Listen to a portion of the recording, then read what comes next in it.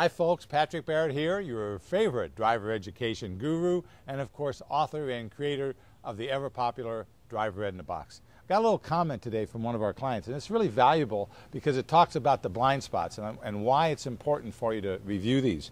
And here she writes, this is from Brooke Ann Ivy, a student of ours in Houston, Texas, wrote back and said, "The blind spots section was most valuable to me because I never realized how much you can't see."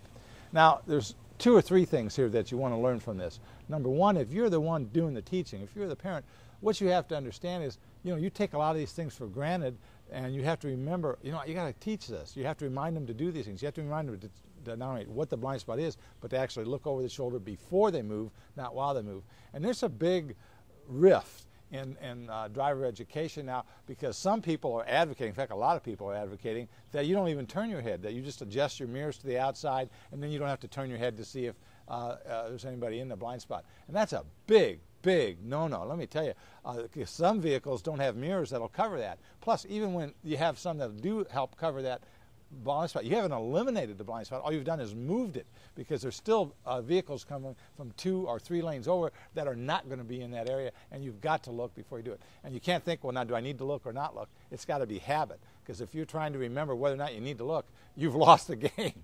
Okay, you don't have the habit. So understand two things.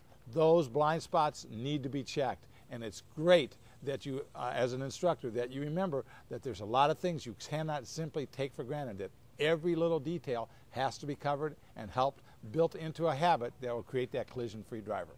So remember, this is Patrick Barrett reminding you to practice like your life depends on it, because it does. And if you need any additional resources, any help at all, go to www.driveredinabox.com. Get one of our resources. Let us help you save someone's life. Bye now.